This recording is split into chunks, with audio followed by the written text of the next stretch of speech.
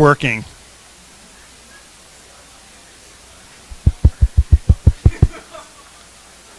I wonder if yours will need to be turned up too.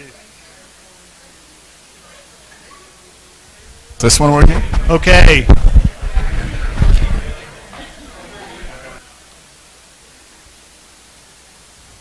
Hello, hello. Is this mic working?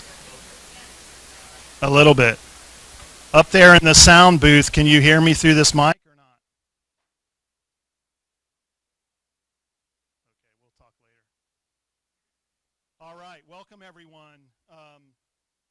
It's great to see you all here. I'm excited about this evening's speaker, but I wanted to say a couple words first about an event earlier today that Ronald Real and others took part in. The Future of Large-Scale Additive Manufacturing and Design was a symposium held this morning at the Fab Lab and on into the afternoon, and was part of our governor's chair for energy and urbanism. So that particular event brought together a number of important regional partners: Oak Ridge National Lab, Local Motors, Branch Technologies. Our own James Rose spoke about the studios that he's been running in the college as part of the Governor's Chair project. And then there was a presentation by Skidmore, Owens & Merrill. And Phil Inquist is here. He is our Governor's Chair. Thank you. So tonight's lecture is really the keynote event for that earlier session. So I just wanted to point that out. You need not have been at the earlier session to get a lot out of this particular talk, but I wanted you to be aware of that larger context. So I hope you'll all join me in welcoming Ronald Real to the college and to Knoxville.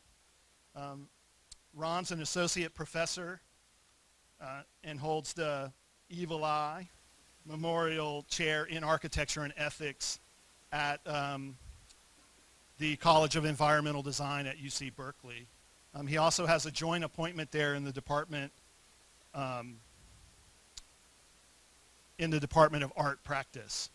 He also is currently a fellow in 2 institutes at Berkeley, the Baker and the Hellman Fellow, which gives Ronald a chance to interact with interdisciplinary colleagues on campus and pursue his research through those capacities as well, and is newly named the director of the Master of Architecture program in architecture. So at Berkeley, through his research on additive manufacturing, Ron founded the Print Farm Facility for Architecture Research and Materials. That's the FARM. And has pursued a lot of the work that he's going to show through tonight through research in that capacity. He's an applied architectural researcher, a design activist, and an author, and a thought leader in the fields of additive manufacturing, earth, and architecture. Ron's work's been published widely, including the New York Times, Wired, Domus, Metropolis Magazine, Praxis, Thresholds, and Log, just to name a few. In 2014, his creative practice, Real San Fratello, which he's in partnership with architect Virginia San Fratello, an artist and partner, was named an emerging voice by the Architecture League of New York, one of the most coveted awards in North American architecture. In 2016, their firm was awarded the Digital Practice Award of Excellence by Acadia, the Association for Computer-Aided Design and Architecture. Ron's an author. In 2008, he wrote a book, Earth Architecture, which explores the history of building with earth in the modern era. And he's going to talk tonight about his additive manufacturing, but also weave in a book that he's just finished here recently in 2017, Border Wall as Architecture, a manifesto for the U.S.-Mexico boundary. And this book is not a Trump-era rumination on the wall. It's really work that has come from much earlier than the Trump phenomena. And it's really kind of a provocative social and political attempt to take very real occurrences at the wall and to kind of diffract those and refract those into a hyperbolic architectural scenario. Emerging Objects, a company that Ronald co-founded with his partner, is an independent, creatively driven 3D printing make tank, contrast to a think tank. And they specialize in innovations in 3D printing architecture, building components, environments, and products. A monograph on the work of emerging objects, printing architecture, was published recently by Princeton Architectural Press and was the foundation of Ron's inclusion in the earlier symposium and will be a big part of what he presents tonight. So his work's been recognized by several hard-hitting institutions like the Cooper Hewitt Smithsonian Design Museum, the Venice Biennale, the Graham Foundation for Advanced Fine Arts, Storefront for Art and Architecture, and the Center for Fine Arts in the Netherlands. And his work's included in the collection at the Museum of Modern Art in New York, the San Francisco Museum of Modern Art, among others. So he earned a Master of Architecture degree at Columbia University, where he was the recipient of the William Kinney Memorial Fellowship. Previous to his time at Berkeley, he taught at SciArc, Clemson, University of Arizona. So in a video that Ron showed this morning, had a very, if you're paying close attention to that, there was a very interesting moment where he said that through his teaching, he tries to reinforce the students that design is not like shopping, that you're in control of a full range of decisions and protocols for making in order to kind of accentuate your thinking, that he pushes his students to really consider that possibility, because it gets, I think, pretty easily obscured by the kind of rigors of conventional practice and professional practice. So, which I thought was a really lovely way of summing up his approach. Ron's a careful critic. He's thoughtful.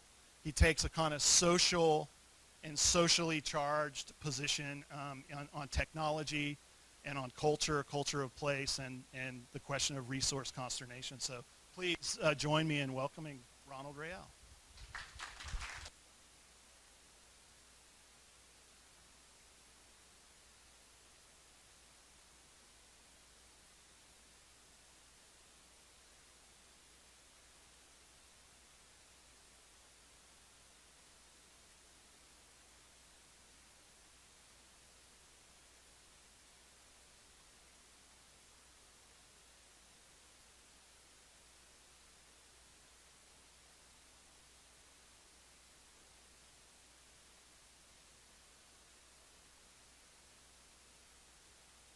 I'm not going to say all that again, though.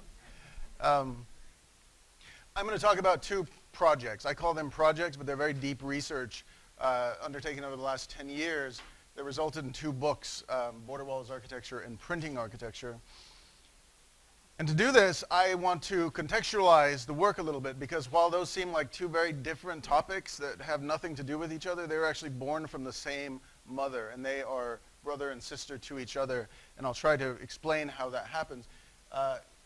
Here, of course, the United States. I wanted to contextualize this by saying where I'm from, because it makes a difference to understand where this work's come from. I come from a landscape called the San Luis Valley that straddles the border between Colorado and New Mexico, but is also bordered by 14 and 13,000 foot mountains. It's a very isolated and remote valley. I grew up on a cattle ranch there. But this valley also marks the northernmost frontier of Mexico up until 1845, subsequent to which the Texas seceded from the Union and claimed that side of the valley. So the line that you see there indicates the location of the Rio Grande River. This is the headwaters of the Rio Grande from this valley. And so the valley was then bordered in half by the river itself.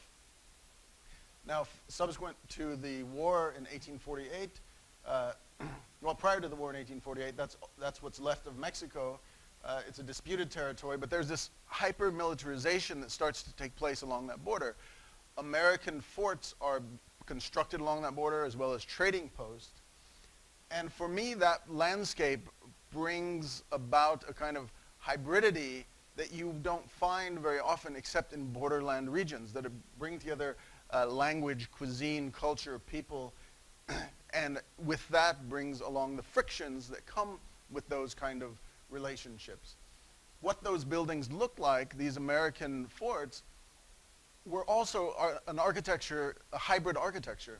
They're buildings made entirely out of mud and out of logs from the mountains.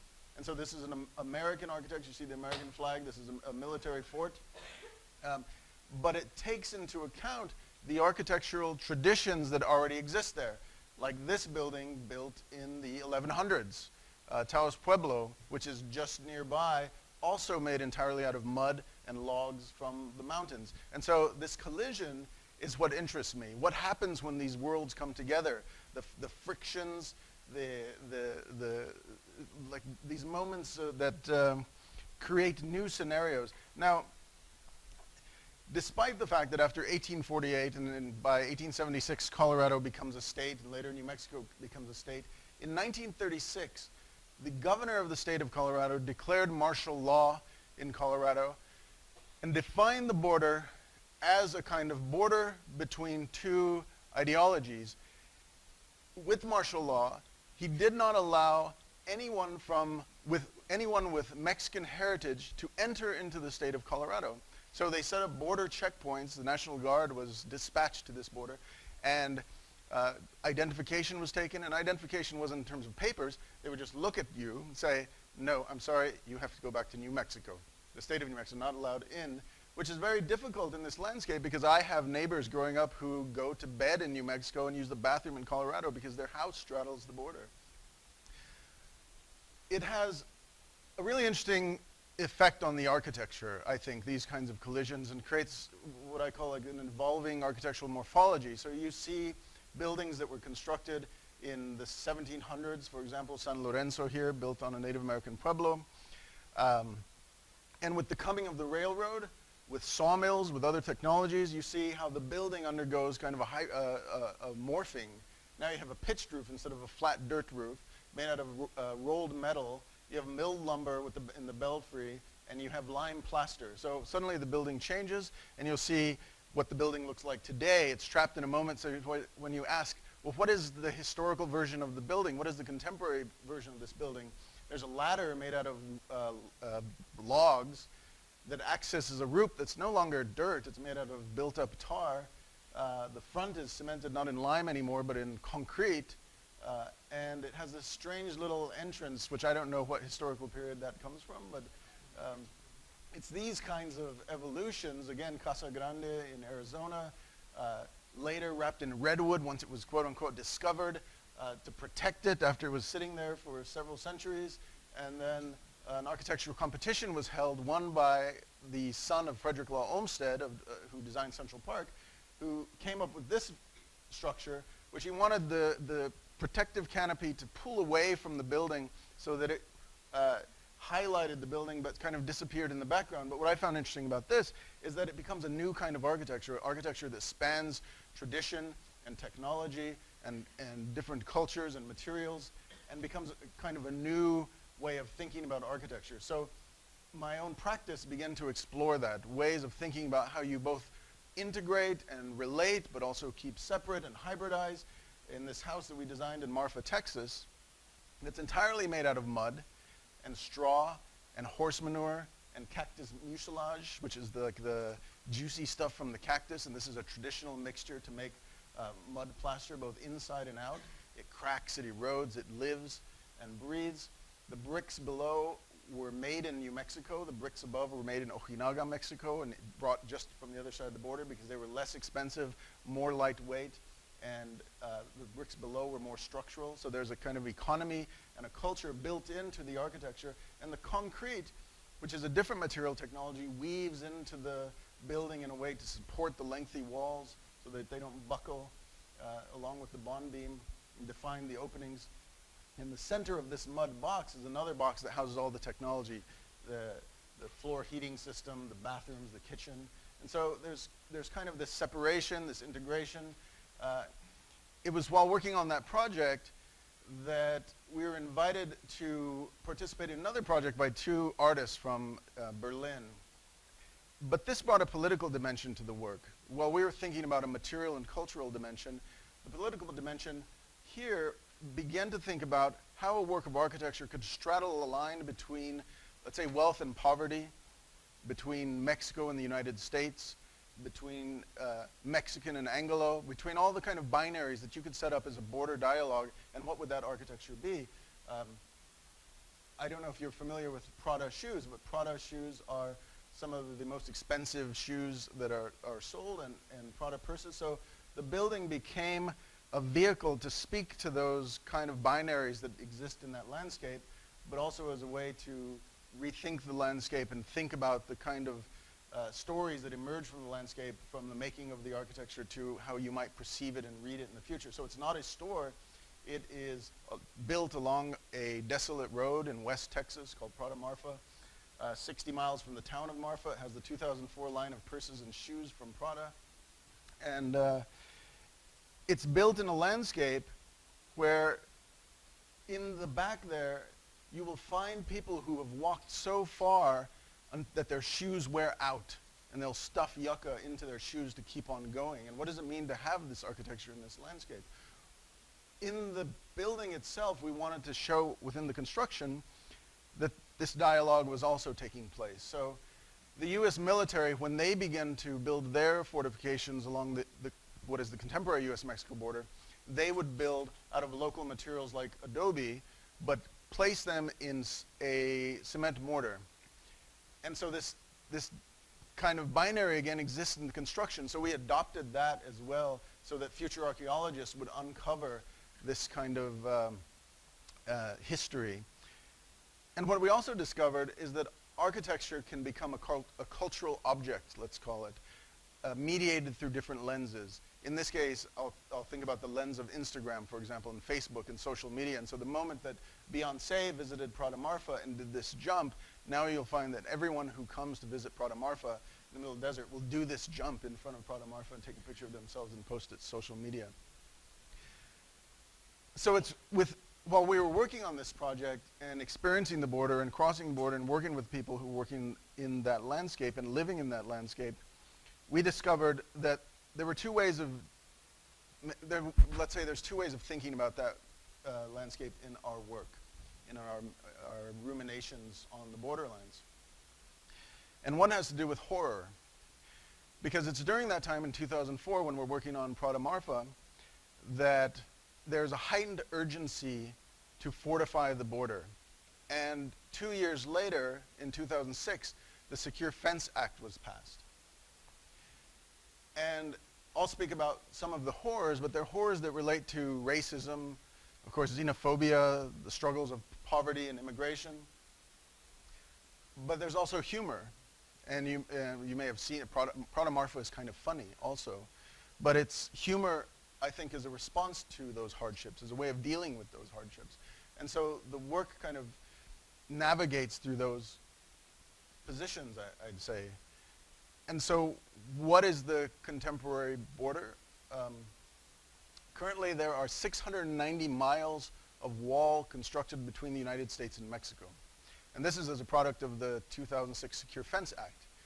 These are not walls that are constructed by our current administration. And so when our president was campaigning, he would come before audience and say, I'm going to build a wall, and everybody would clap. Because finally, someone had come to build a wall between the United States and Mexico. But in fact, there was already hundreds of miles constructed at a cost of $4 million per mile. Some of it's been there for a very long time. It's made out of steel and concrete. There's different typologies. Some out of repurposed Vietnam and Persian Gulf era landing mats that would be used by helicopters to land in the desert. And it's also a high-tech wall in some places that has wireless communication technology, motion sensors, aerostat blimps, infrared technologies. And $3.4 billion have been spent constructing this wall since 2006. And $49 billion will be needed to construct and maintain this wall over the next 25 years. Again, this is not any wall that Trump has put into place, but this is the wall that we have, and this is the bill that's going to be paid. So if we put that into an architectural context, what else could $49 billion buy? You could buy 300 Seattle Public Libraries, or 204 Disney concert halls, or 500 miles of the High Line. Remember, there's 690 miles of wall put into place right now. The wall is a designed condition. It's something that someone designed, and it's designed at a place called Fence Lab, It's co-sponsored by Sandia National Laboratories and Texas A&M University. And one of the ways they test the wall's impermeability is to ram a 40-ton vehicle into the wall moving at 50 miles an hour to demonstrate how strong the wall is before they enable it. But there's also research taking place in Mexico. And here are some of the outcomes of that research. Mobile bridges that can drive up to the wall and be deployed over the wall so that vehicles can simply drive over. And here's some cell phone footage of one of those crossings. So often it works very well, and sometimes it doesn't work. Here's a high-sensored Jeep over one of the most expensive stretches of wall in California. Since 1994, nearly 6,000 people have trying to cross the border, chiefly of dehydration. And that's because the wall pushes people to further extremes in the desert. And in the passing of the Secure Fence Act of 2006, over 30 laws were waived for the construction of the wall. Basically, that Secure Fence Act is the highest law in the land. Environmental protection rights, Native American protection rights, wildlife acts. The Secure Fence Act trumps them all, if I may. And the wall is not built on the political border. It is an American project, a U.S. project, and so it has to be built on U.S. territory. And because the river meanders, especially in South Texas, it's sometimes built up to 3 miles into the United States, leaving land on the other side of the border fallow and difficult to access. And this is public, these are public lands, private property. And in many cases, people have to drive up to the wall, punch in a number, show their passport, and cross in order to go to their house. And what we're seeing here is the proposal. This is actually the location of the wall as it cuts through the University of Brownsville, Texas. The original plan was to be much higher than that, and students would have to show their passport in order to go to classes and cross over the wall through a checkpoint. But that was changed and it was dropped lower, bordering now this Memorial Golf Course, which has now gone bankrupt and has closed. Zooming in closer, we see the wall has done some really interesting things. Well, I should say people have reacted to the wall in really interesting ways. And there are stories to be told about this interaction. Like here, where they have had binational yoga classes for years between Tijuana and San Diego at a place that was called Friendship Park, but has now since radically changed and is not so friendly. I like this photo because they're all doing the monument pose. There's 250 of these monuments that originally demarcated the border between the Pacific and El Paso, Texas. So as an architect, our response was to think about this in the way that architects do, to make drawings and models as a way to remember these stories that were happening along the border.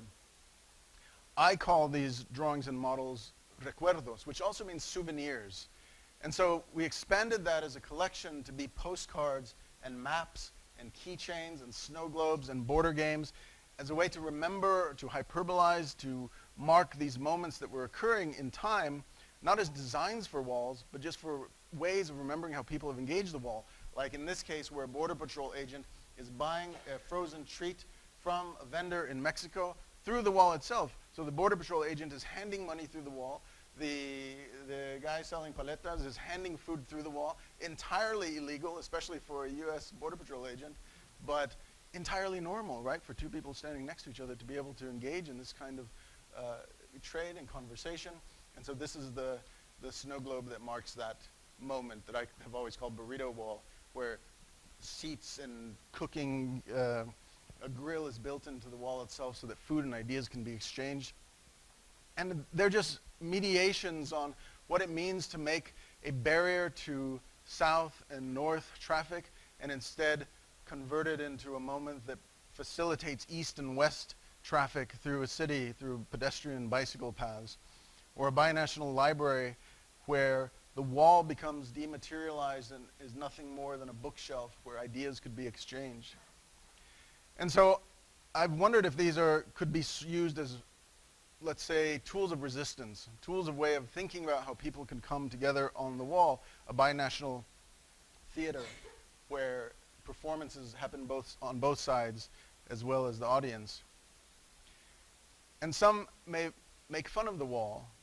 So for example, a swing on the wall where people could enter into both sides and swing over to the other side for just a moment before they're sent back to their own country. Or a teeter-totter that describes the relationship we have with our neighbor and understanding that what we do on one side is entirely dependent on what someone does on the other side. Someone pointed out just last week when I presented this that, the biggest fear someone always has is that you go up in the air and the person on the other side just jumps off and you fall to the ground. But we have this synergy. The border actually could be perceived in this condition as kind of a binational fulcrum, and we'd understand the importance of these exchanges.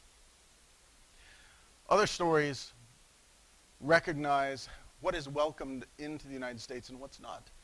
The most polluted river in the United States starts in the United States, goes into Mexico, and returns highly polluted with toxins from factories, with sewage.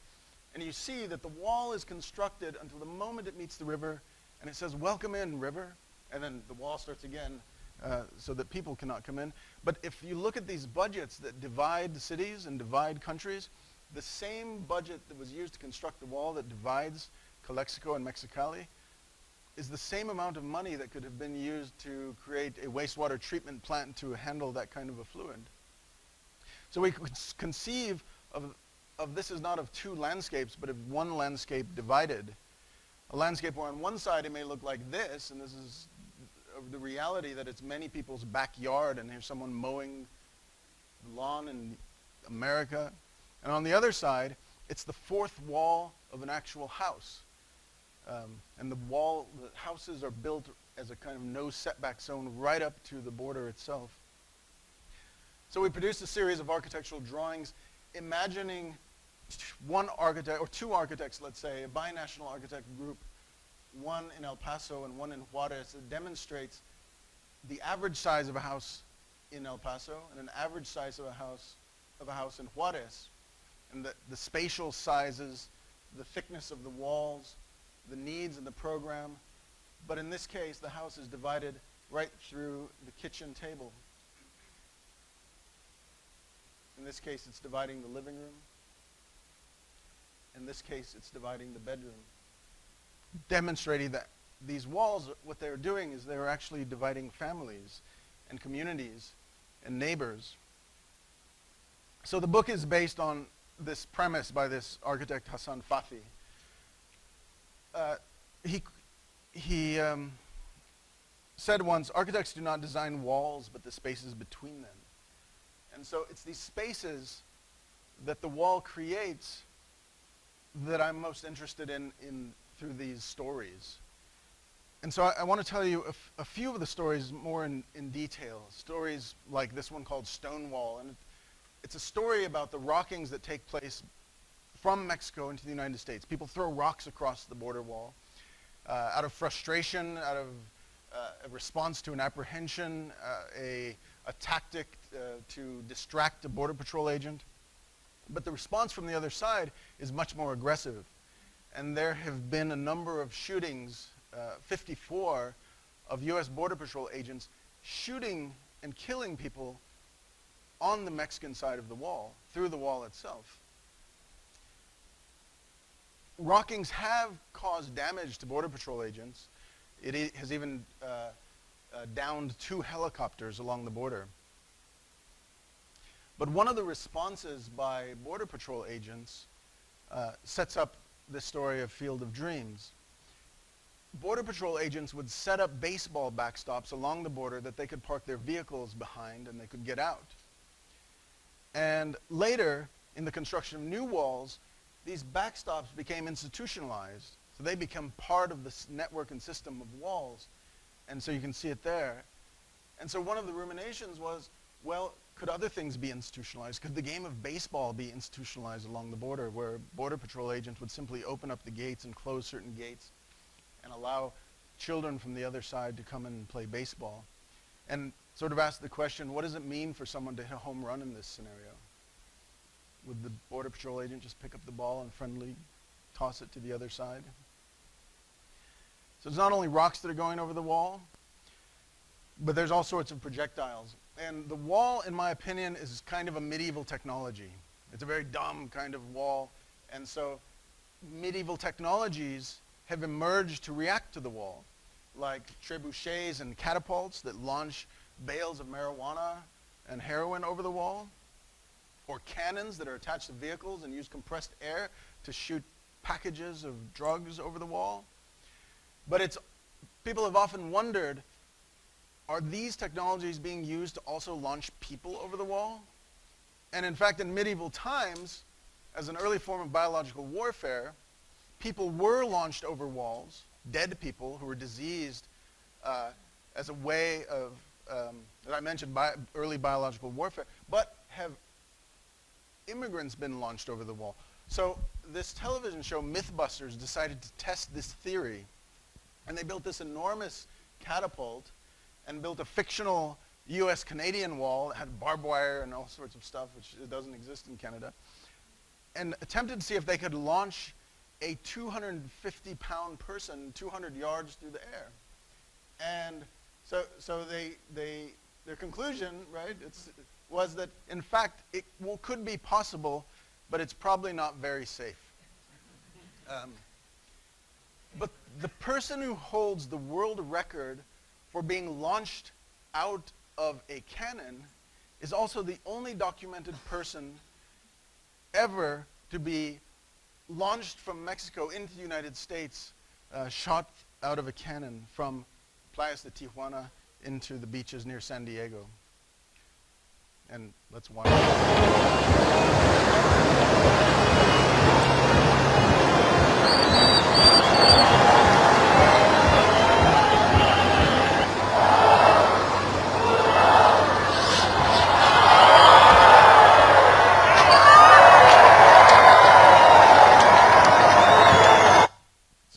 Why he did it, he said, I did it for the money.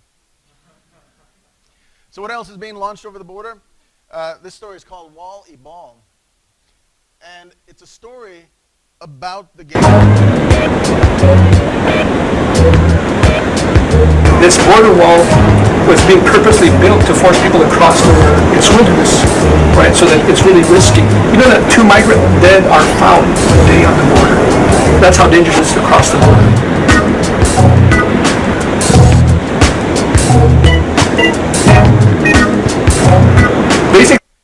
Also historically, it's reminiscent of the game Ulama, which is the oldest continuously played sport in the world that uses a ball. And it uses this heavy rubber ball, and players have to keep the ball in the air above an imaginary line in the sand. And it's also a very violent game because the ball is rubber and very heavy.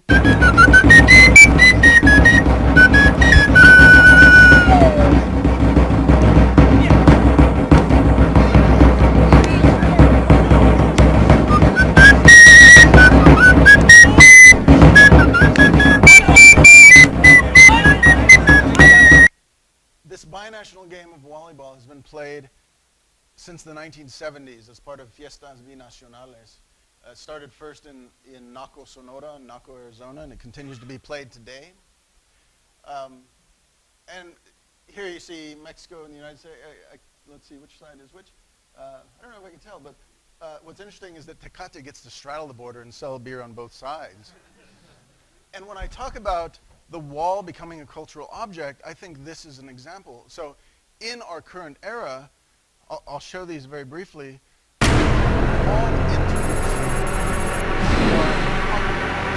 time has come for a wall. A tremendous wall. The best wall. The Tecate Beer Wall. A wall that brings us together. This wall might be small, but it's going to be huge. You're welcome, America. The biggest wall, and so this is only the tip of the iceberg, in a way. We'll see how the wall is. Black Angus beef and bacon?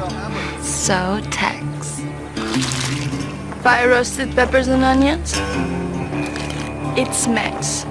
Let's settle this. Tex! Tex! Tex! Tex!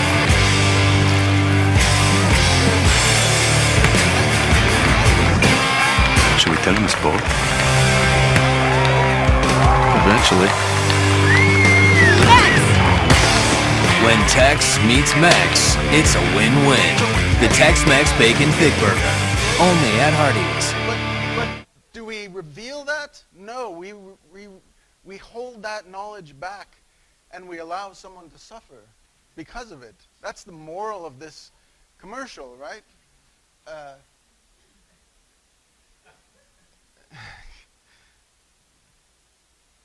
The next one is xylophobia. And it starts with an episode of The Simpsons. And they built a wall around their town of Springfield because people were coming in from the neighboring town to steal their jobs. And Homer tells his daughter, I share your xylophobia.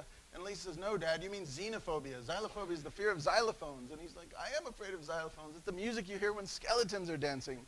So in some ways, maybe it makes more sense to build xylophones along the border than it does to build walls. And so artist Glenn Wand already knows that. And he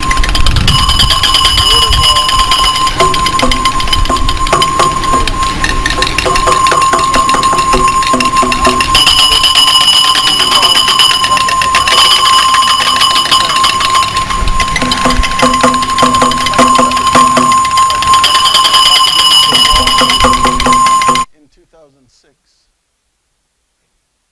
And sometimes he even gets Border Patrol agents to play along with him.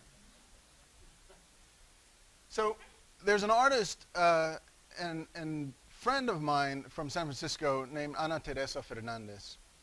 Born in Mexico, now lives in San Francisco. And she did something really remarkable, is what she went out and she chose a swath of blue that matched the sky, and she painted the wall in a project that she calls Borrando la Frontera, which means erasing the border. And the effect is really remarkable. And so this is a view from Tijuana where the wall just sort of disappears as a form of art and resistance. And when our current president called for the design of new walls, in the RFQ, he asked for certain attributes of the wall, that it's invisible and that it's beautiful. And when the designs came out and were constructed, I couldn't help think and wonder if a couple of those designers actually co-opted Ana Teresa's technique of making the wall disappear. And I wonder if we've come full circle in a way, that we've come to a moment where those strategies that are used to question and dismantle walls are the same strategies that are used to reinforce them and put them in place. And I came along this quote by Ralph Waldo Emerson that says, every wall is a door. And I think that in some ways, it's a very powerful quote for me, because no matter what barriers are put in front of you, what walls are put in front of you, I think that design and art still is a very viable means by which to reopen those doors and knock down those walls. And since I've written this book, and the work started many years ago, almost 10 years ago, it's been exciting for me to see that things like the burrito wall have now been built by the artist JR, who had this binational dinner along the US-Mexico border. And the binational theater was actually enacted in Douglas and Agua Prieta, Mexico. And when the walls were being constructed, my friend, photographer Jill Hoslin from Tijuana, was one of the first people out there documenting and then photographing them. And she put these photographs on Facebook one day and said, they're going to start testing these walls soon. So I fired back an image to her saying, oh, did they do the 32-foot ladder test? And then she, 3 days later, fired back this to me, a projection of a wall by her and some graffiti artist of the ladder on the wall. So you can find these stories in this book, Border Wall as Architecture. I started the presentation by talking about the borderlands, and I didn't talk so much about the materials of the borderlands, but earth as a building material has been one that fascinates me. And it's building in earth, and I grew up in a house made out of mud, that has driven this next segment of the lecture, which is about additive manufacturing, which I presented as part of the symposium. And now you see a little bit more where this comes from and why they're born of the same mother. But it's work that explores the provenance of materials. And when I say that, I mean, where do materials come from? What is their cultural meaning? And so here is a graph of 3D printing since 1996 to 2015 by material. And I want to talk to you a little bit about some of our contributions to that graph, exploring material and thinking about where they come from. So we started, let's see, where am I here? So inspired by ways of traditional building, we decided to take on that in thinking about 3D printing. And we just wanted to see if we could invent materials for 3D printing that were strong and affordable, that were easy to assemble, that connected pre-industrial, industrial, and digital craft technologies. And what I mean by pre-industrial craft technologies are in the same way that you might build from the materials around you. We started, in fact, by thinking about how can we 3D print with materials within a 100-mile radius, and machines that were made within a 100-mile radius, and software that was made within a 100-mile radius. What does that mean to take on that as a kind of local condition? Now, our aim has always been architecture, and this is how you're most familiar with architecture and 3D printing, using machines to print buildings and evaluating them. Or you've seen examples like this where attempts to scale up. But we wondered if, in a more refined way, we could create 3D printed architecture for the 21st century that thought about craft and thought about material origins. And we organized them under a strategy that we called the print farm, because this work came from very little resources. And we wondered if we could buy one machine, we could start doing this. If we could buy 2 machines, 3 machines, we'd start creating a farm of machines that were producing parts for assembly, starting with the most fundamental component, the brick. And could we deploy that brick in such a way that anyone could construct complexity? And how would that be assembled? And what would the effects be? And how would we think about the economy of the material, not using support material for a part, thinking about how long a part would take, what the geometry would be, and what the phenomena and effect would be. And so we embarked on a set of tests, and the tests were always different, but investing in this process led us to some, what I think is pretty interesting territory. For example, we might make this wall with just a couple machines, but what if we had to make 4,000 parts? Would we buy into the strategy, to the idea that a 3D printer allows you to print difference for free? Now, the machine doesn't care if it prints something different every time, but the person who's handling 4,000 different parts certainly does. And so this project became a question or investigation about file management. How someone would manage several thousand different parts, and they would do it, in fact, by color coding.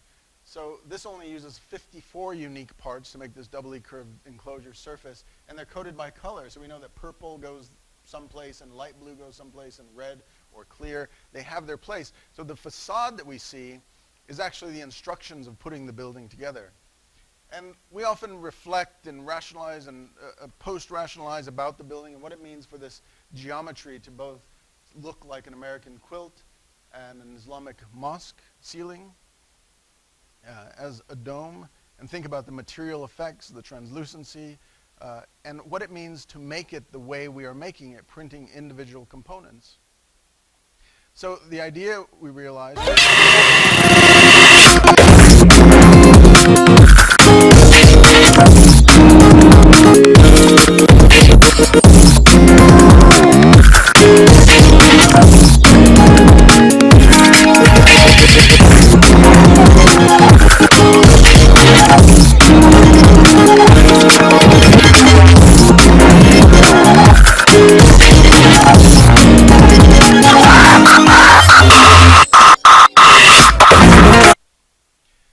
so we're not only thinking about the economy and the material, but also the behavior of the machine.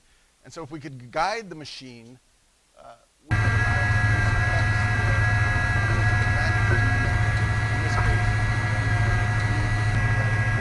define areas of thickness.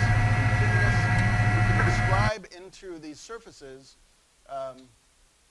pattern and geometry, as well as structure, where it was needed, as well as creating a kind of material effect that was not possible with typical slicing patterns that you would use for 3D printing.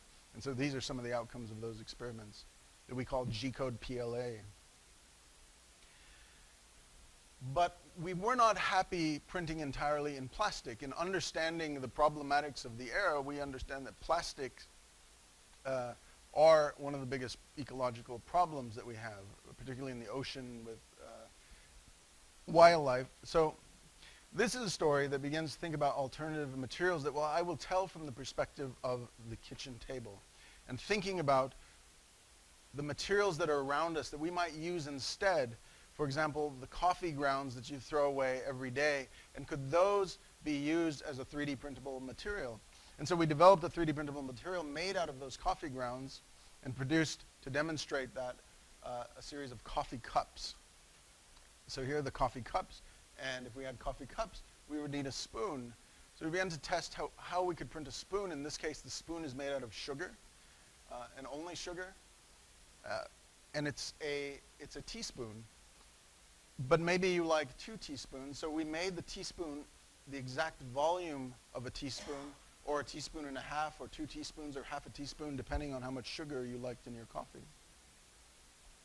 But it doesn't make sense to make teaspoons out of sugar, so we made teaspoons out of tea.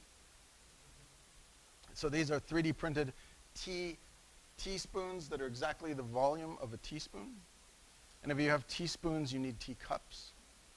These are the coffee cups and teacups. And of course, if you have teacups, you need a teapot. And what teapot to choose? If you look back in the history of computer-aided design and representation, one of the first objects ever translated into the computer and rendered on a screen is called the Newell teapot, or the Utah teapot, through a technology developed at the University of Utah, and has now given birth to companies like Pixar. So you'll actually see this teapot in every Pixar movie. Woody will be pouring a cup of tea or something.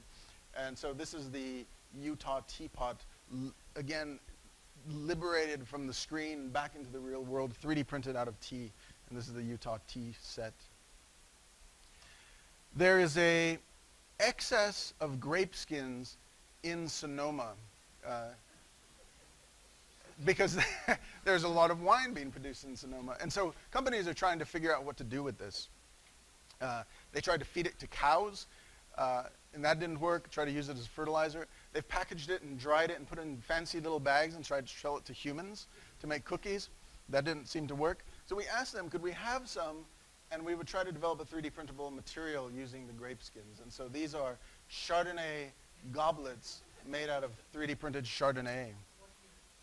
What year? Good question. 2016, which was a very good year, I think. In addition to that, we collaborated with the architect Andrew Cudless, and he received a commission for Design Miami from a champagne company.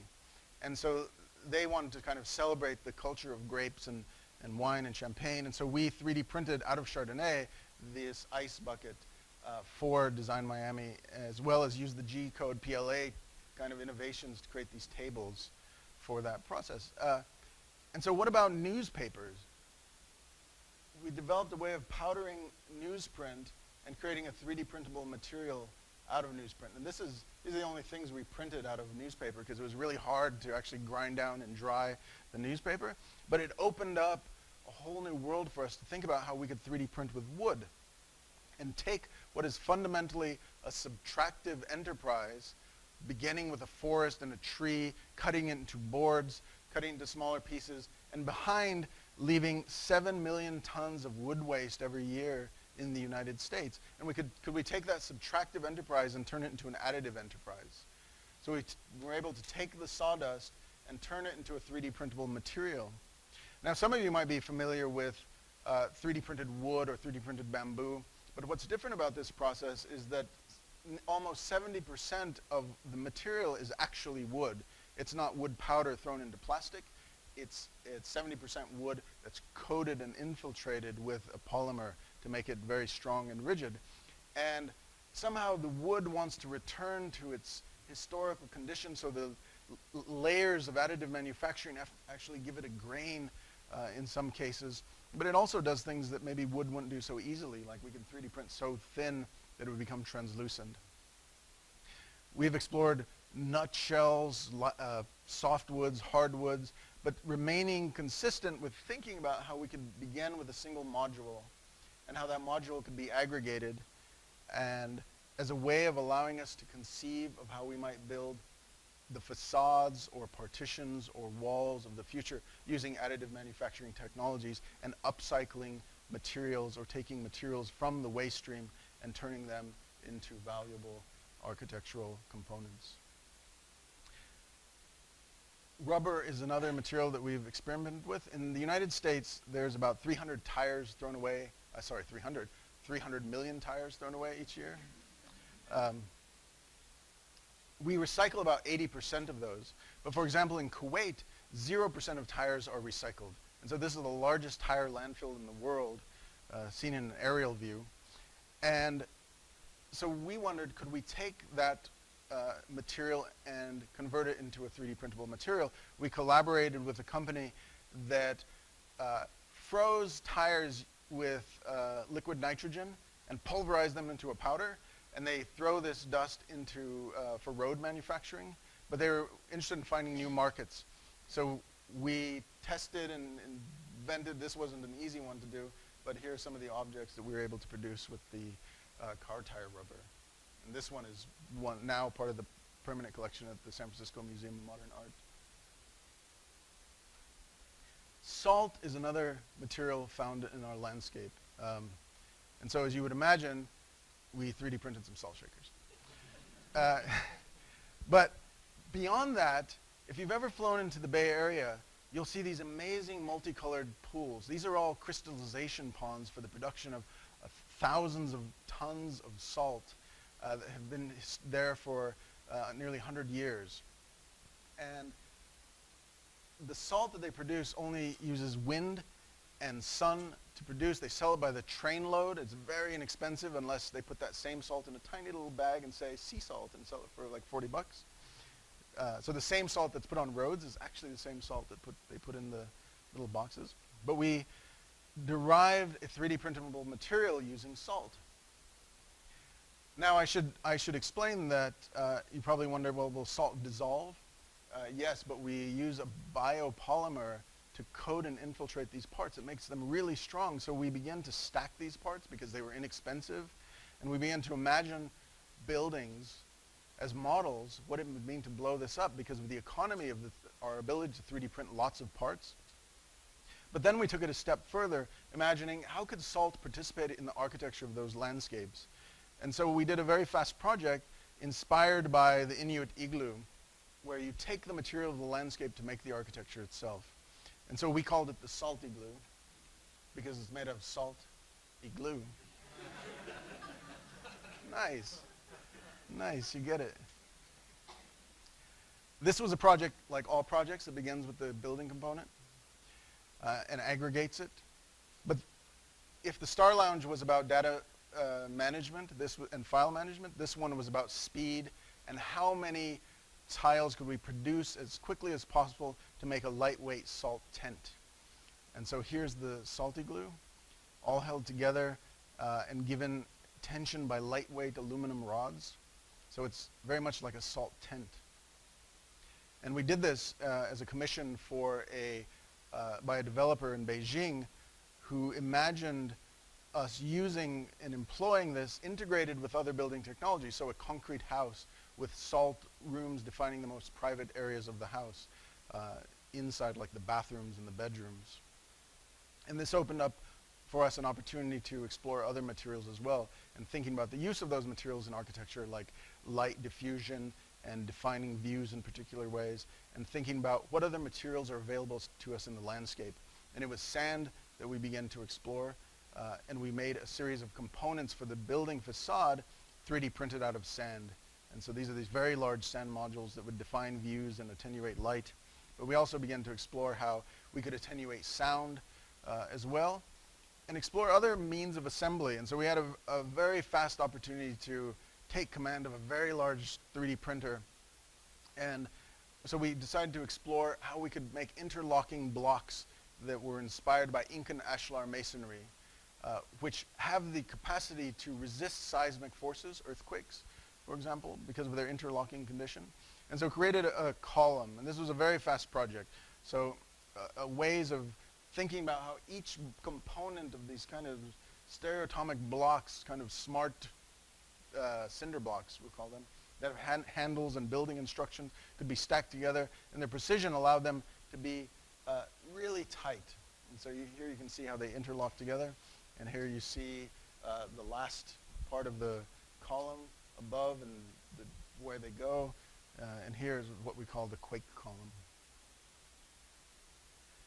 So what else is under our feet? Clay. And this has been really what we wanted to do in the first place because of my obsession and fetishization of mud.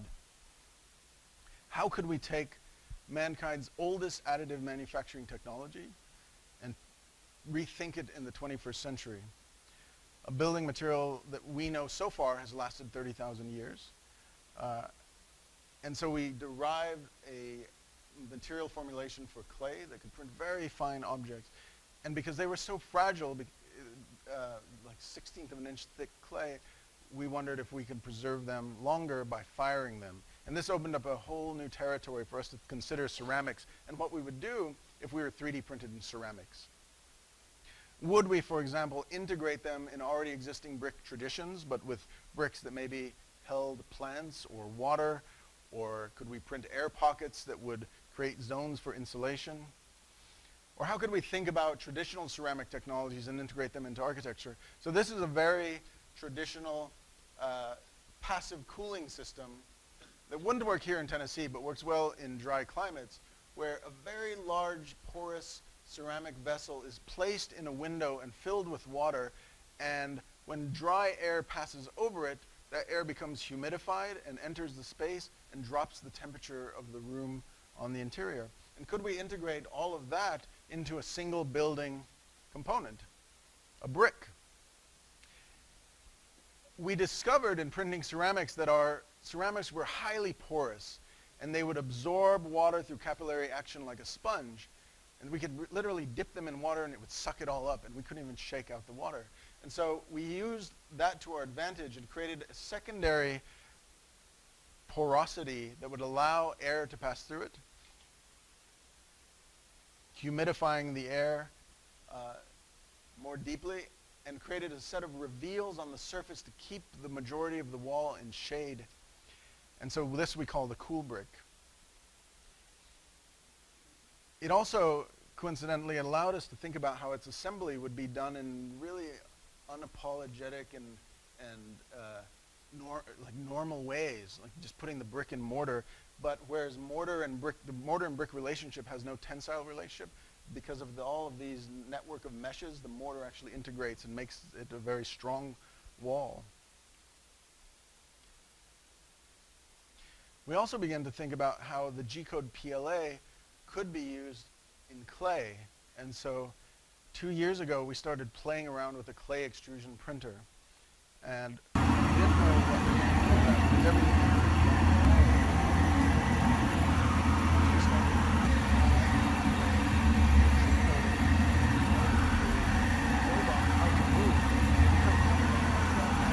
scenarios where we make objects like this, or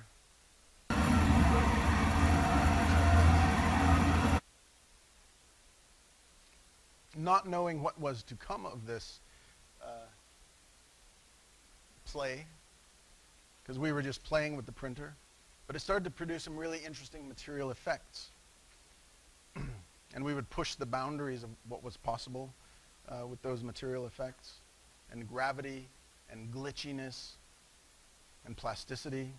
And we saved every single example that we made, because all of those were knowledge. All of those were knowledge that was gained thinking about the behavior of clay and how we could push clay to become much more like a textile, much more like something else that clay had not been. And we wondered how that might contribute to the making of an architecture. So we started to experiment and play with how we might have different kinds of ceramic facade systems and wall systems, cladding systems that could last 100,000 years, made out of high fire clays and porcelains, terracottas. And the final material that's maybe thought of as much more architectural is, of course, cement. And so our processes didn't extrude a wet cement, but instead used a dry powder and sprayed it with a very limited amount of water and reinforced with a polymer in the same way you might see in a kitchen countertop in a very nice house. But we could emulate that process through the 3D printer and the material technology and admixture to create objects that required no formwork, that could be enormously complex, and the material could take on properties that concrete couldn't, like printing it very thin to be translucent. And it was also extremely lightweight. It could be sandblasted, painted. It's much more a hybrid between, let's say, fiberglass, because we fiber reinforce it, and concrete. It lies somewhere in the middle. Super lightweight, can be held together with paper clips. So we can make objects that would be difficult to mold or expensive to mold, and we can place them together very quickly. So we deployed this as a test to see if we could make an outdoor piece of furniture, in this case to watch the America's Cup that was taking place that year.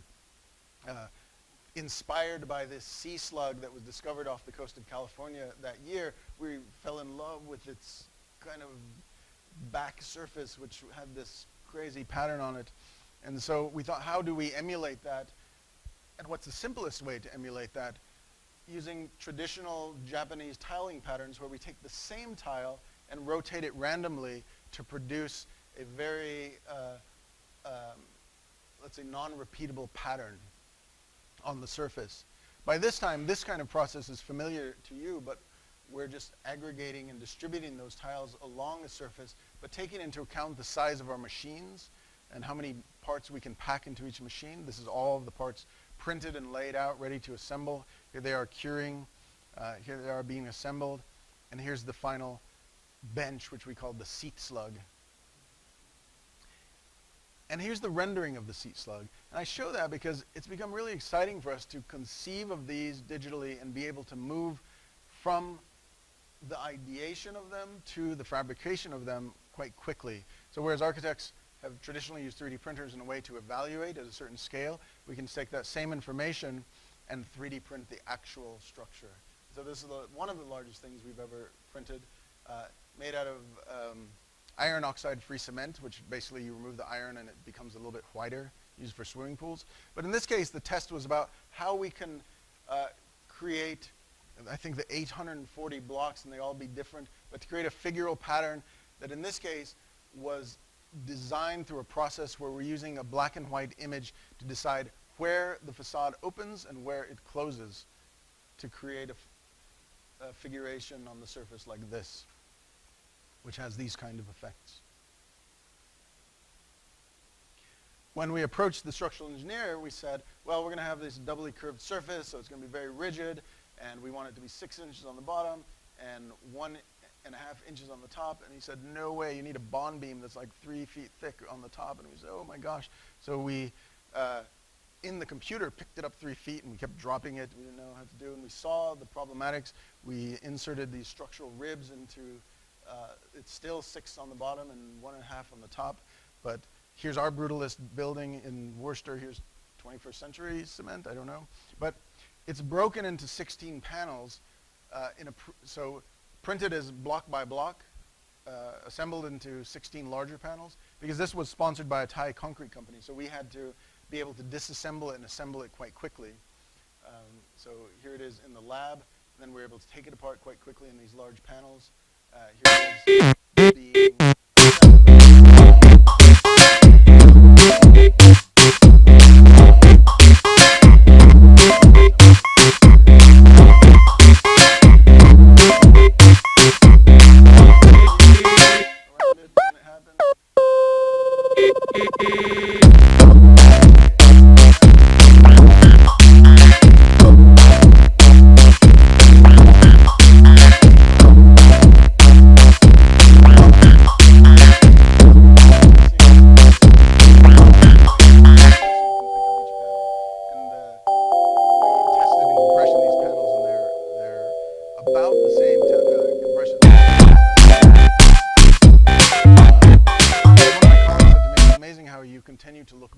tradition in order to inform the work that you're imagining in the future. And I actually didn't remember about the houses that I had visited in West Africa and how those subconsciously have made and crept into my thinking about design.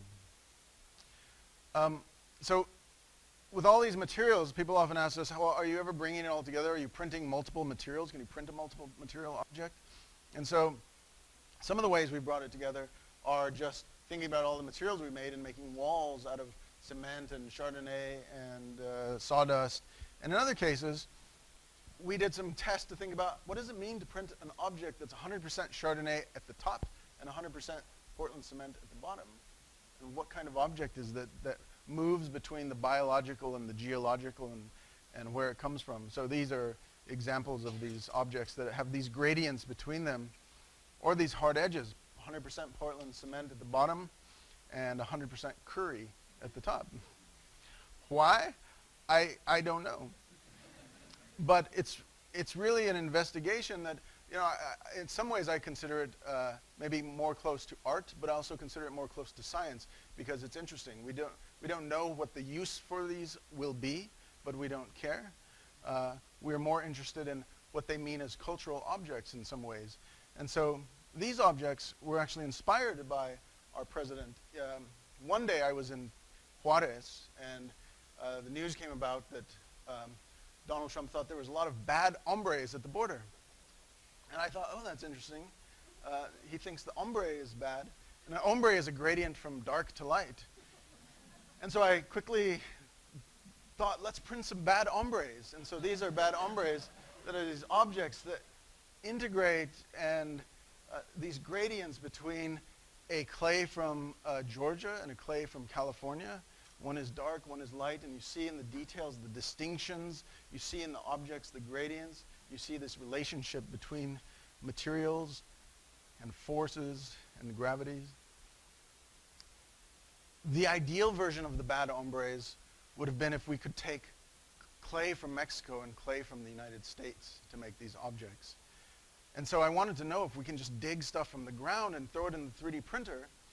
And so we dug stuff from the ground, and we gathered all these clays from El Paso and Juarez, and what we discovered in all these sites was there's this gradient of complexions along the border in the actual soil, from reds to browns to white. And I thought, wow, this is amazing. And when you fire them, you know, it produces these amazing, so we're able to actually produce these ceramic earthenware objects out of the clays itself. And so we went this far with it, and we were then invited by Google because they were doing this future relic projects at the museum. Can anyone say that? That's the name of the museum. The Mumbai Museum. They were celebrating their legacy of ceramics, and they wanted to set up an exhibition that would take place in 100 years. And the way they would do this is they would invite visitors to the museum to write on these pads the word that they thought people should know the most in 100 years. And then it would emerge on a piece of pottery that reflected one of their traditional pottery types. And so they said, can you 3D print us some objects with words on them and mail them to us to the museum? And we said, no, we need to go to India and print with actual Indian soil, because we had just done this and we were excited about it, and we were just hoping, will they say yes? And they said yes, so they took us to India. They arranged to us to work with the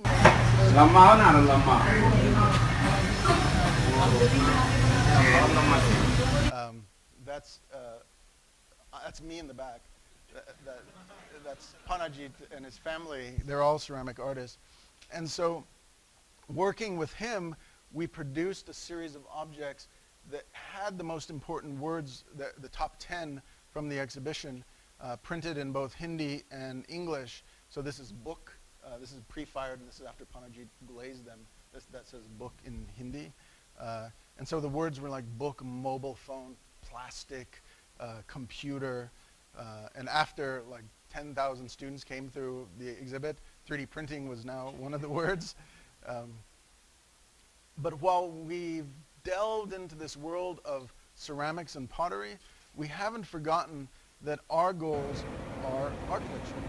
And we want to think about how we can make ceramic building components. And while these may look like vases, we're also imagining what it means to 3D print an architecture. And in order to be able to do that, we realized that we need to take control of factors that we didn't have into our control. We had material in our control, but we did not have software or hardware under our control. As an architect, it seems very distant. But we embarked upon that process and began to think about how we could take control of that process that produced a number of those effects. And so now we've created a software that's available as a commercial application that can allow anyone to 3D print these same kind of ceramic objects that we printed using just a series of controls. So it's a design software for people interested in 3D printing ceramics. But the underlying code to this is intended to allow us to print much larger objects. And so in terms of hardware, about a year and a half ago, I approached a manufacturer and I said, I have an idea for a printer that can print objects larger than the printer itself and that can print using local soils. And he said, let's make it. And so recently we completed our first stage of those printers, and in order to cover his costs, he commercialized this printer. And so this is that printer, and it has two unexpected outcomes. One is that we could print a lot of different objects. So it's sort of a mass manufacturing method of 3D printing. And second, it can spin around itself and print really big objects, and it can close itself, for example. So one version of the project is the printer just prints around itself and is locked in the case of mud. But we also need to think about material delivery systems and what it means to just go out and shovel dirt into a machine and print. And so a year and a half ago, we embarked on that process. That's it. That was awesome. We finally solved it. So this is just a couple weeks old. And now we can just shovel mass amounts of material into the machine and 3D print clay, just the dirt. And so we will be going out to Juarez in 3 weeks to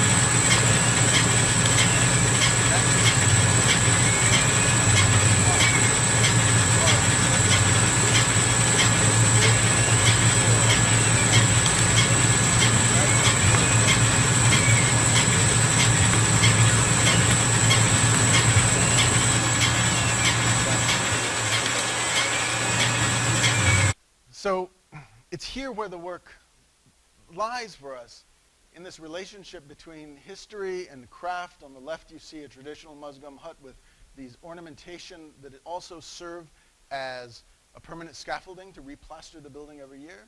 And here, some weird curvy stuff being shot out of a 3D printer that we have no idea what it's for. But we're trying to figure out what that could be good for. And so this summer, we 3D printed these series of panels that are G-code PLA that give it some stiffness but take on this pattern ornamentation. And then we shipped it to France and we assembled it there, and we used their local clay in Limoges, which was where the royal clay mines were, and we used the local clay to plaster the surface to give it another layer of materiality, but also when the clay dries, it gives it its final kind of stiffness. And so this, inspired by many traditions, including in Colorado, where you would make a structure made out of branches. In this case, it's made out of bioplastic out of corn, plastered with mud, and we call it the digital hakal. Where else is this technology useful? Well, we were approached by a group of scientists and a clay artist in the Bay Area who's been making ceramic bird's nests as a strategy to give this endangered species called Cassin's auklet a habitat. And so because of global warming and sea level rise, the habitats for Cassin auckland is disappearing. And so the birds are becoming endangered. And he's made these very crafted, takes a long time, ceramic nests that the scientists are finding productive because the ceramic nests are useful for keeping the nest cool, which they usually burrow in rocks. And so now we're 3D printing these ceramic nests as tests, and we can make drainage holes for the birds. We can design their floor plan. This is where they actually lay the eggs. But the birds are so annoying, they need this wall so they can go out over there and be away from the chicks for a while. And then this little nub up there, which is a little bit deeper in our latest versions, are so the chicks, when they're coming out, they can peek behind it, see if there are any predators before they scamper through the hallway and out into the world. The surface on the exterior has this double wall to help keep the interior cool, and also these air pockets that became a useful way to thinking about or applying our experiments. So now these are making air pockets that help ventilate. And here's some of the earliest tests. It also had to support the weight of a sea lion. So we did those tests, and I hope it will work. But we've sent them out to Año Nuevo Island. They've been out there for a year, and we're going to come up with the findings soon. But now, and see if they have nested and if these are being successful. But now we're working on version 2, which incorporate a lot of the things that I showed you earlier, but also these raven-proof lids. Because it was very hard for scientists to stick their arm in before, and we made it much more compact. And now they can just remove this lid and get the chick and do whatever they do to the chick and put it back. Other scientists have approached us and said, hey, can you 3D print calcium carbonate? Coral produce calcium carbonate, and it doesn't make sense to use calcium carbonate as a way of reintroducing habitat for coral, but it works very well as a strategy for demonstrating how the increased acidity of ocean dissolves coral. And so they use it as a teaching device. But when we met, they said, what are all those loopy vases? And we said, we don't know. And they said, that looks like perfect coral habitat. And so we've been working with them over the last year, designing coral habitat seed pods that coral can live in this area. The legs allow it to be stable or to be lodged by divers in the crevices that exist on the ocean floor. And we've 3D printed these and also another number of other ceramic components for coral reef habitat based on the scientist studies and advice and collaboration. And so there's 4,000 of these that we are have now deployed in Curacao and Guam and Baja California and Australia. And they're being tested, and the coral are taking to them. And we're super excited about this, and with the hopes that in the next coming years, we have to 3D print 1 million of them to distribute in ocean. So this is pretty exciting. So it's not only animal habitat, and this is the last project, but it's human habitat that we're interested in, because remember, this is architecture. Don't leave, this is the good, this is the fine, this is the big finish. Big finish, sit down. The cabin of 3D printed curiosities, where we're bringing it all together using all of the technologies we've deployed. So the exterior facade is 4,000 3D printed ceramic tiles that grab the sun in really beautiful ways, and they're made out of the seed stitch textile patterning of wiggling back and forth, imagining it what it might be on a, we didn't make this in the end this way, but on a 3D printed substrate. The front facade is made out of Chardonnay and sawdust from the Sierra Nevadas and cement and like mixtures of all those three from our waste bucket that hold succulents that thrive in the California climate.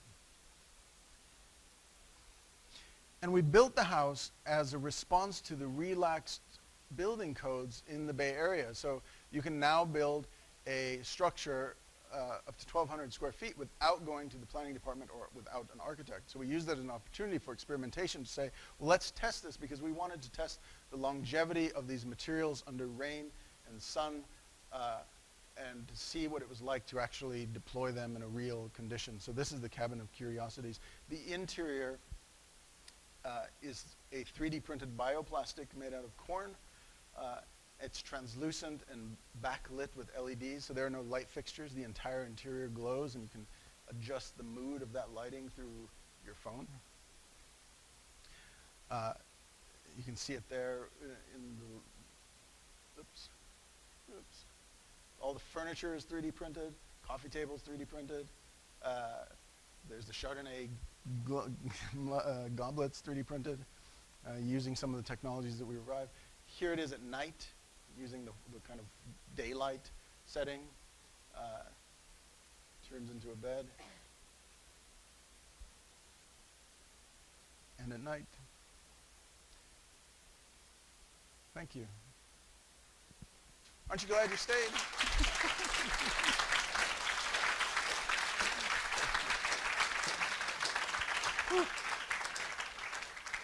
Thanks for your patience. I'll take a couple of questions if you have any.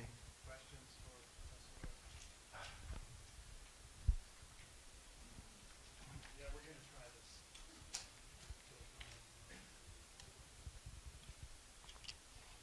Hi, is this working? So I noticed a lot that your forms kind of be similar towards the beginning of the presentation. I was wondering how you sort of design those, and especially with the sort of circles and how they, I don't really know, but like the lamp in the bottom corner of that thing, those kinds of shapes, and how those tiles are created.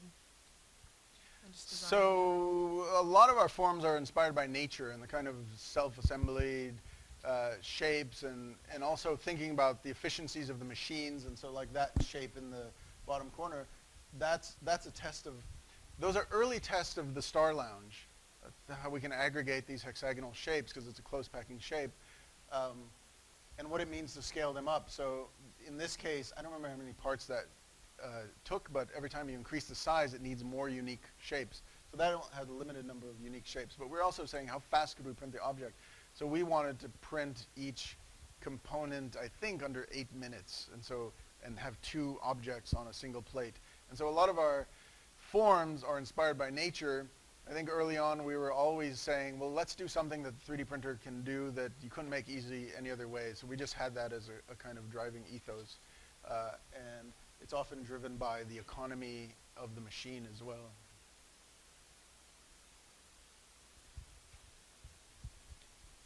Throughout the presentation, it became glaringly obvious that you are quite an international group, and my question is, did you from the offset decide that you were going to be a very internationally focused collaborative group, or did that just sort of happen, and if so, how did you allow that? How is it conducive? How is it obvious I'm an international group? Well, by the fact that you have projects in China and India and West Africa, and I see. collaborations between Mexico and the United States, and pieces in Australia. Right. Okay. I guess that makes sense. Well, we do project. Our group is based in Berkeley, in Oakland, and well, in both. I mean, I don't know if we decided to be international. I think we decided to be local. We said, oh, we're only going to use materials here that are local to us. But I think inevitably we live in a global culture. And so we I think we just asked questions about what does local mean in a global, when you have an understanding of a global community. And so it's allowed us to think about global issues like sea level rise, and an object, in a single object, you can speak to these kinds of conditions. So this is what's really interesting to us, that an object can tell a story. Whether it's the border souvenirs or that lamp, it tells stories about a larger ecology. And so I think always we're thinking about ecologies in some ways. And so what is the extent of the ecology? What is the territory of the ecology? I think it's defined in some ways by the object itself, whether the material is coming from a corn farm in Kansas, or the clay is coming from the ground beneath us, and what it means to sort of immigrate those objects into other territories, and what is their potential. No, not having it. Thanks, Ron. That was an awesome look at first the border project and then the printing stuff. I thought it was really great. Thanks. I'm wondering about the two halves of the lecture, if I can call them that. And it also looks like, you know, when you're talking about the work, that there's like a real care for the economy of producing it all, like whether the size of the parts that you can print, or the cost of them, or the material you're making them out of. And I was thinking also across, you know, like working the image of Prada versus thinking about those with less means, let's say, than Prada. And like I don't know if is that a part of the strategy for you as you scale up? Is that a part of the strategic plan for you? Like, could you use one? Do you think about it that way? Like, do you use one side of an economy to impact the other, whichever side that may be? Do you in general think about it that way, especially when you're scaling up to printing much larger things? So you're asking if there's some kind of relationship between doing something that's responding to one condition that in its inverse or in its opposition to that, there's some benefit or some thought about it? Yeah, I think so. Yeah. Like, do you ever have conversations like that, let's say over the work, where you're thinking, like, if this giant economy over here works this way, it would actually cause some benefit to these people who have nothing, or vice versa, if it makes sense to think about it. Yeah, I think we think about that all the time, and much of the hype about 3D printing is that you can print houses for the homeless for $4,000 in 24 hours, right? We can't do that. I don't think anybody can do that. I think there's a hype behind it that's fueled by some kind of potential of the technology. There's a hope behind it. But I know in a lot of cases these 24-hour houses, when I meet them, they say, "Oh yeah, that 24-hour house took us 6 months," and so there's this kind of hype.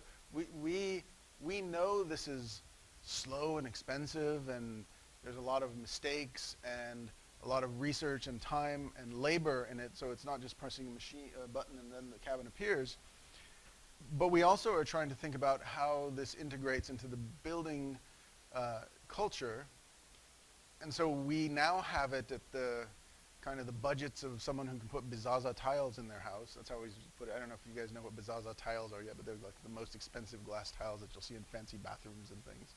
So that's where we are in terms of like a cost per square foot, if we can make it into a square foot. But we're doing that because we're actually trying to think about how we can lower those prices, how it becomes more integrated into the building culture, how we can think about validating those materials for fire rating, and so I think all those efforts will eventually lower costs. And also I think, especially when we're thinking about the pottery, on one hand we're making really expensive pottery, like one of those vases costs $1,500 and people buy them, but we're using that so we can figure out how we can make these machines that could print buildings out of Adobe maybe someday. And so I think there's always that balance. We like doing that stuff, but we also like doing the other stuff just as much, and they fuel each other in some ways. And with Prada, I mean, Prada for us was a protest. I think Prada for the artist is much more of I'm not so sure it's so much of a political statement, but they gave us so much freedom that we were allowed to turn it into a political statement in some ways. And so we were thinking about it on that front, from high art to recognizing this is a really crazy thing in this landscape, and how can we use it as a device to tell a much larger story.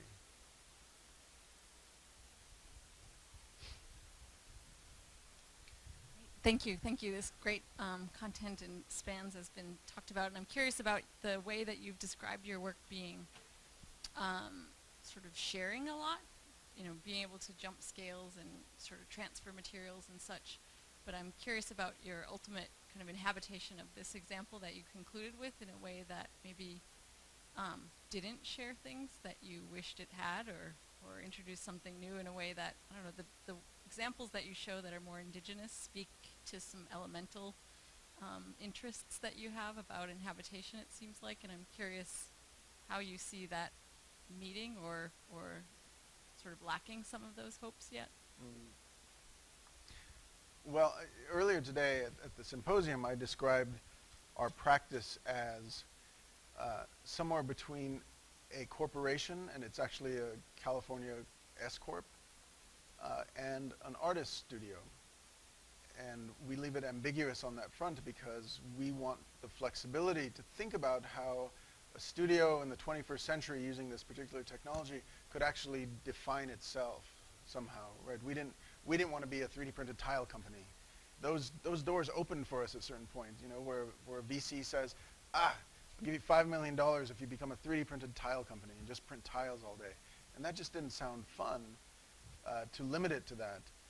And so we've opened ourselves up to the possibility of doing lots of different things, of printing things for other people, for designing things, for manufacturing ourselves, and just trying to figure out how a new kind of way of working for designers might emerge, catalyzed by a new tool.